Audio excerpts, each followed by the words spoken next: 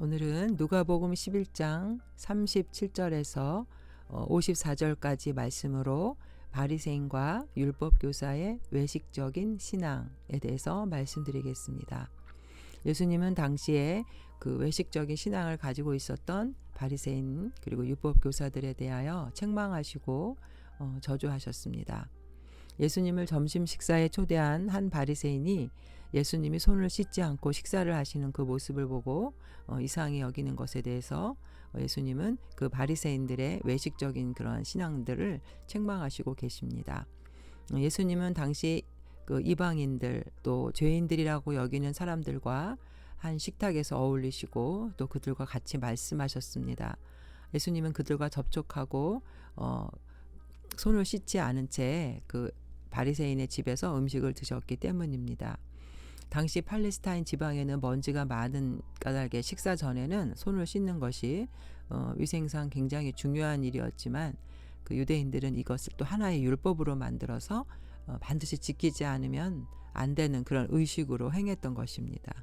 그래서 예수님이 이러한 유전을 지키지 않은 것을 그들은 굉장히 이상하게 생각하면서 파격적으로 받아들였던 것입니다.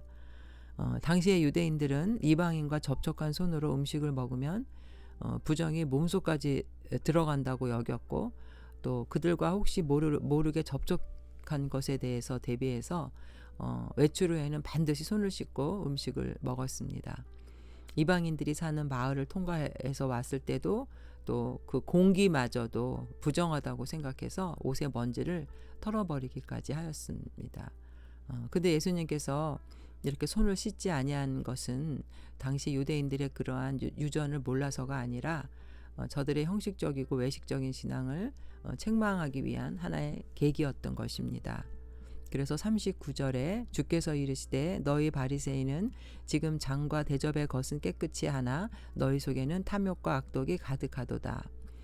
여기서 잔과 대접은 사람을 상징하는데 그들의 그 마음과 그들의 겉모습에 대해서 말씀하고 계십니다. 사람은 그 마음이 깨끗해야 되는데 바리새인들은 겉모습만 정말 외식적이고 경건한 척했지 그들의 마음속에는 진정한 하나님의 사랑과 공의가 없었고 물욕과 탐욕으로 인해서 그들의 마음속은 부패했기 때문입니다. 즉 경건의 모양은 있었지만 그들은 물질적으로 도덕적으로 심각한 죄에 빠져 있었던 것입니다. 그래서 성경에 나오는 선한 사마리아인의 비유에서도 강도 만난 자를 그 레위인은 피해 다니고 피해 버렸고 오히려 그 사마리아 그 당시 이방인 죄인 취급했던 사람은 그 사람을 치료해주고 또 그를 그 여인숙으로 데려가서 치료비까지 내주면서 사랑으로 그들을 돌봤던 그런 모습을 예수님은 비유하시면서 진정한 그 사랑이 먼저임을 그들에게 알려주셨던 것입니다.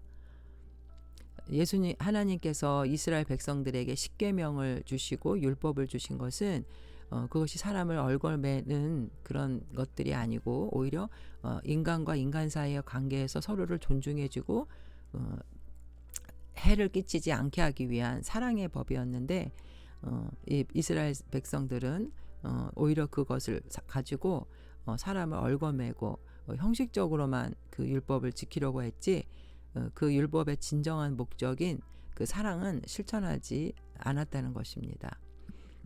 그래서 계속해서 예수님께서는 그 유대인들의 외식적인 신앙을 책망하고 계십니다.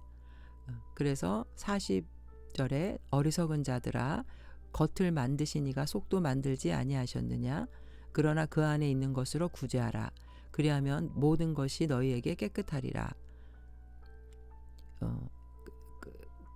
어리석은 자들아 겉을 만드시니가 속도 만들지 아니하셨느냐. 하나님께서 우리 인간을 창조하셨는데 어떻게 주님께서 우리의 마음을 모르시겠습니까? 하나님은 사람의 외모를 보지 아니하시고 중심을 보신다고 말씀하십니다. 41절에 그 안에 있는 것으로 구제하라 그리하면 모든 것이 너에게 깨끗하리라. 당시 바리새인들은 탐욕과 물욕으로 가득 차 있어서 오히려 형식적으로 하나님 앞에 헌금은 많이 했지만은 오히려 이웃을 가난한 자들을 구제하고 돌보는 일에는 소홀히 하였던 것입니다. 그래서 42절에 화 있을진저 너희 바리새인이여 너희가 박하와 운영과 모든 채소의 11조는 들이되 공의와 하나님께 대한 사랑은 버리는도다. 그러나 이것도 행하고 저것도 버리지 말아야 할지니라. 박하와 운양이라는 것은 하나의 어떤 식물을 얘기하는데 그들은 아주 사소한 것에 대해서도 다 11조를 주님 앞에 헌금으로 드렸습니다. 그러나 진정한 사랑은 없었던 것이죠. 그래서 주님이 요구하시는 것은 율법을 겉으로만 지키려고 하고 경건한 척하는 그런 신앙생활이 아니라 정말 주님이 주신 그 물질을 가지고 가난한 이웃을 돌보고 주님이 원하시는 곳에 그 물질을 사용하기를 바라셨던 것입니다. 그래서 그 성전 정화 사건도 있었지만 성전 안에서 물건을 그 재물을 팔고 사면서 그 이익을 탐하는 그런 모습들을 예수님은 책망했던 것입니다.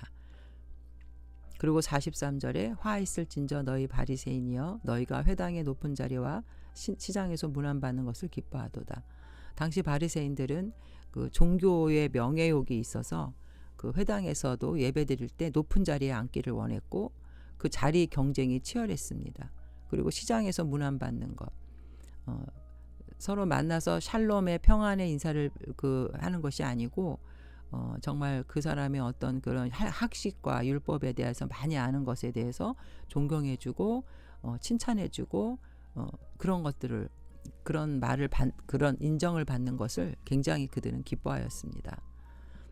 그리고 기도할 때도 우리가 그 세리의 기도가 나오는데 바리새인들은 기도할 때도 큰 소리로 서서 자신은 기도를 굉장히 많이 했고 또 11조도 많이 하고 금식도 많이 했다라고 이렇게 큰 소리로 외치면서 기도했지만 어떤 그 세리는 감히 그 회당 앞으로 나오지도 못하고 숨어서 주님 저는 죄인입니다 라고 기도했을 때 예수님은 그 세리의 기도를 들어주시고 의롭다고 인정을 해주셨습니다. 44절에 화 있을진저 너희여 너희는 평토장한 무덤 같아서 그 위를 밟는 사람이 알지 못하느니라.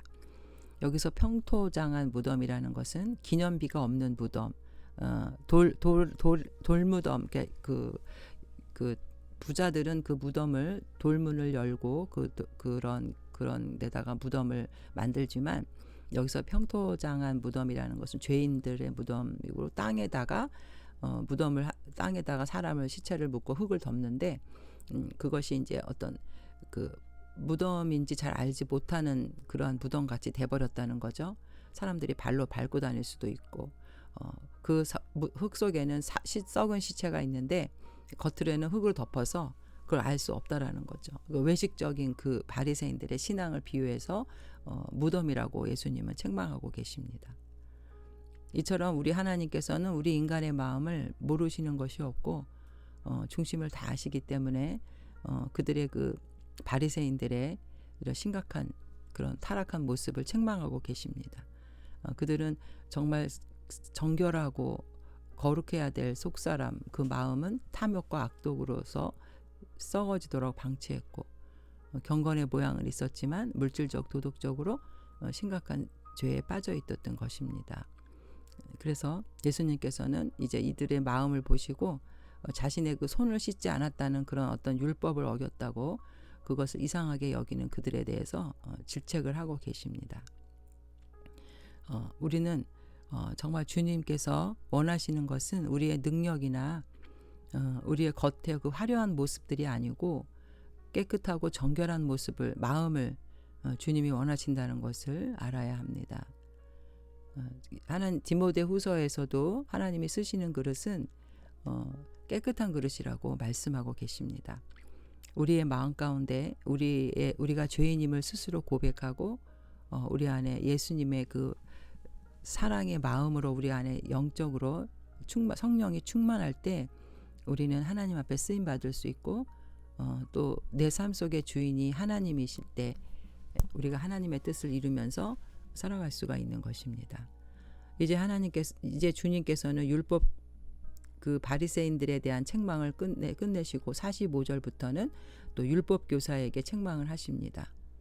한 율법 교사가 예수께 대답하여 이르되 선생님 이렇게 말씀하시니 우리까지 모욕하심이니이다. 바리새인의 책망을 듣던 한 율법 교사가 그 책망은 자신을 모욕한다고 말합니다.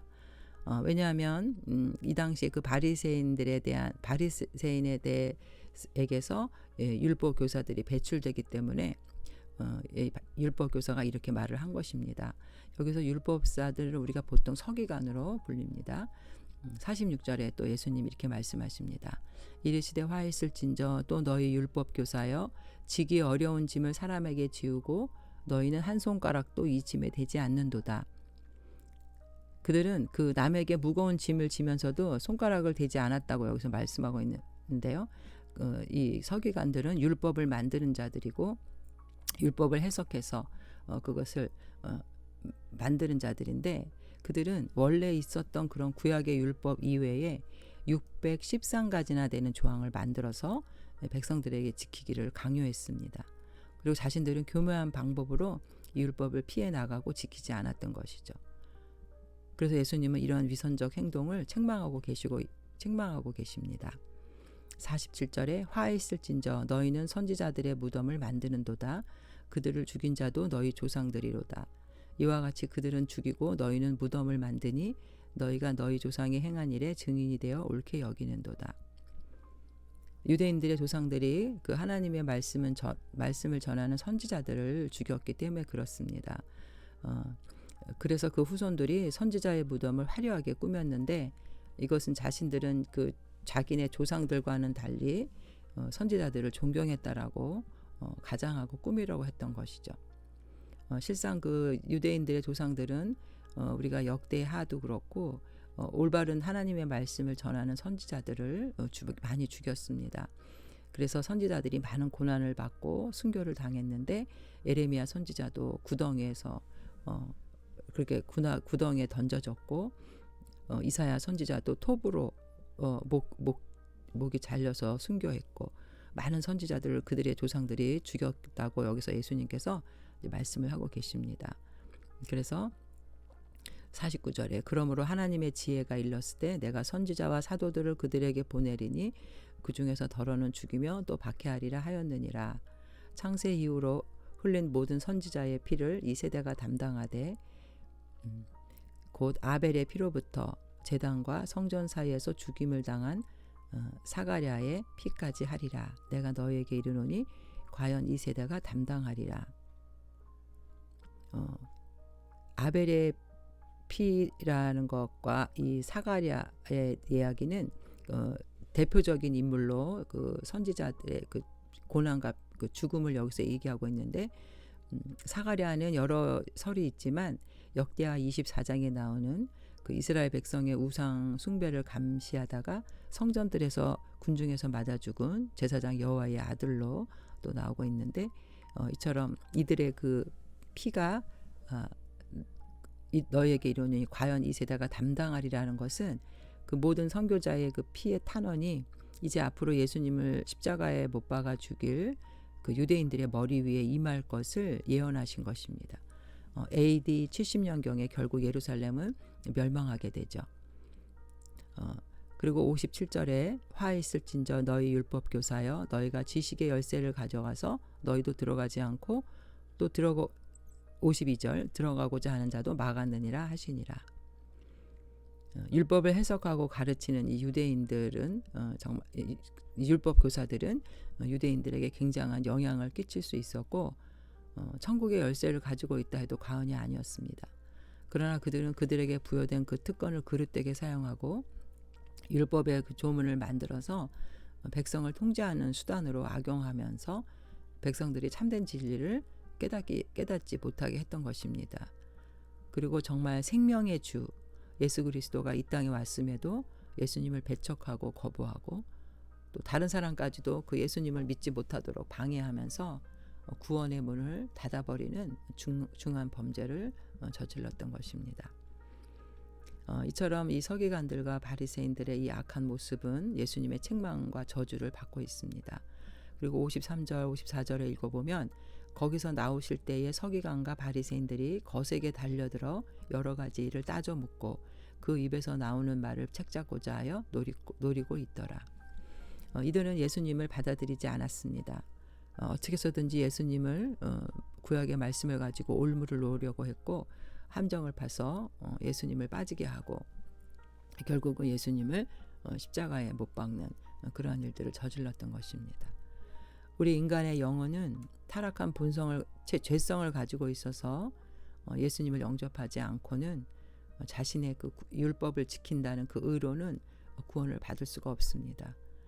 하나님께서 구약의 율법을 주신 것은 인간이 죄인임을 깨닫게 할 뿐이지 진정한 우리 인간의 죄의 문제를 해결하기 위해서는 하나님이 보내신 하나님의 아들 예수 그리스도를 영접해야 예수님의 그 보혈의 공로로 구원받고 하나님의 뜻이 무엇인지 우리가 깨닫고 그 뜻대로 순종하며 살아갈 수가 있는 것입니다.